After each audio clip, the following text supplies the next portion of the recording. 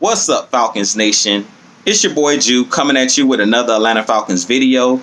As always, Falcons Nation, rise up. In today's video, I want to talk about Takk McKinley being cut from the Atlanta Falcons, and I also want to give an update on Marlon Davidson. But if you're new to the channel, please hit that subscribe button, hit that notification bell so you'll know when I've done Atlanta Falcons content. Hit that like button for your boy. We all on the road to 1K for subscribers. I appreciate you guys continuing to like, share, subscribe. I appreciate you guys continuing to support the channel.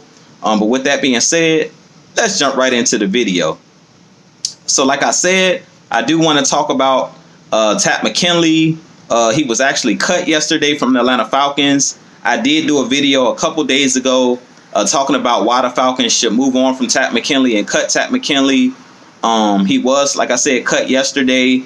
I do think that this was the right move by the front office, Rich McKay, Arthur Blank, Coach Morris, Raheem Morris. I do think that this was the right move. Takk McKinley wasn't bringing anything to the table this season. He did go down with a groin injury.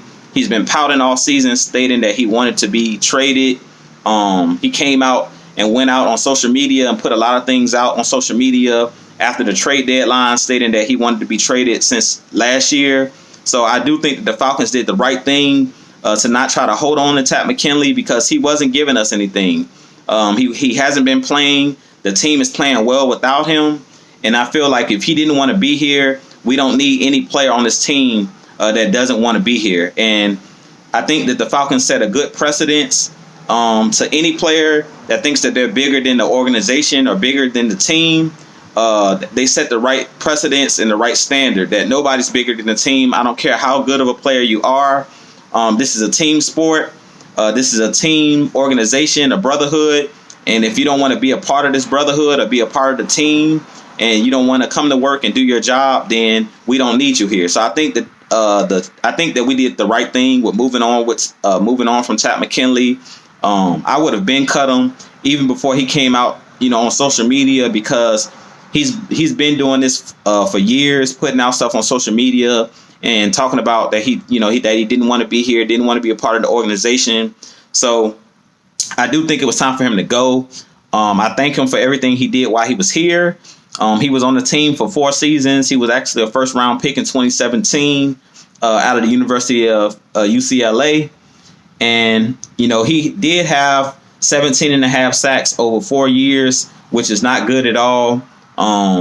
He did have a pretty good rookie season, but after that, he continued to battle shoulder injuries and groin injuries, and he's been hurt, more than he's been able to play. So I always say the best ability is availability, and he wasn't one of those players that was available a lot, and he didn't bring a lot to the table. So I do think that the Falcons did the right thing to move on from him.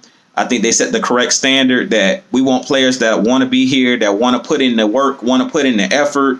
Guys that's not going to just be on social media, talking out of the side of their neck. So I do think that they setting a good precedence that any player that tries to lash out or, that tries to be a malcontent, you can see the door. So I'm glad that Takk McKinley is now gone. He can be happy and go sign somewhere else.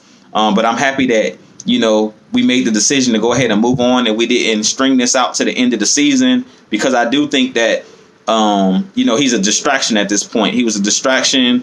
Coach Morris, Matt Ryan, and Grady Jarrett, everybody on the team that does their media sessions, we're going to continue to have to answer questions about Takk McKinley, and that's just being a distraction when these guys are trying to get prepared to play a game on Sundays.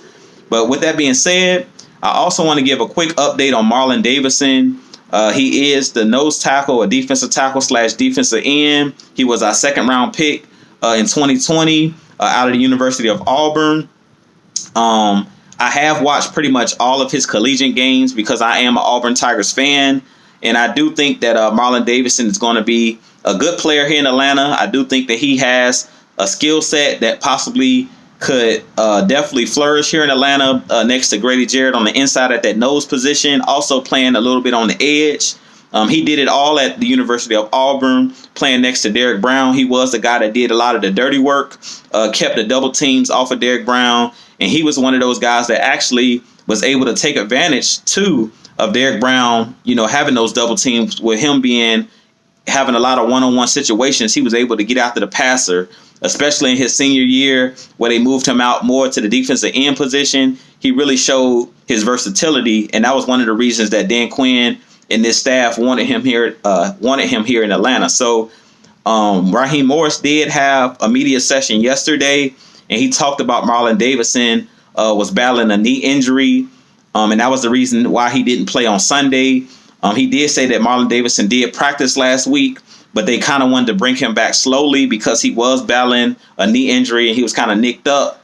Also, he was on the COVID-19 list, so that was another reason why he hasn't played a lot this season. But I do think he's one of those developmental players. He is one of those guys, once he finally gets out there on the field, he is one of those guys like a Dante Fowler that plays with a mean streak and an edge. And I think once he finds his footing, he is going to be one of those players that can be dominant and can dominate just like a Grady Jarrett. So that's pretty much the update on Marlon Davidson. I think we need to give him time. Raheem Morris, Coach Morris did say in the second half of the season, he expects Marlon Davidson to see a lot of playing time. So this kind of reminds me of Chris Lindstrom. If you remember last year, Chris Lindstrom went down in the first game against the Vikings. He broke his foot, and he was a rookie just like Marlon Davidson last year coming in. He missed a bunch of games, but he was able to come back late in the season, Chris Lindstrom, and get some valuable playing time in games. So I think Marlon Davidson is going to be one of those same type of players where these last 7 or 8 games of the season are going to be really vital for Marlon Davidson to get out there on the field and kind of get a feel for the NFL speed. And it's going to be huge for him as he develops. So next year when he comes back, I think he'll really be ready to play, and he'll kind of have a grasp of the defensive scheme. He'll have a grasp of the NFL, and he also get used to not just the speed, but the strength of the NFL players, because playing in the college and playing in the pros is two different things. Everybody in the NFL is fast and strong. So Marlon Davidson is going to have to get used to playing on the NFL level. But I do think that him getting these games over the last part of the season are going to be vital. But with that being said, this being your boy Jew signing off. You guys definitely tune in this evening. The Atlanta Falcons heavy hitters at 8 o'clock. We will be doing our 8 o'clock show. So you guys definitely tune in. Hit that subscribe button for your boy. It will be me, Mad Mike K Styles. But you guys hit that like button, hit that share button. I appreciate you guys. And I'll be hitting you guys with another video soon.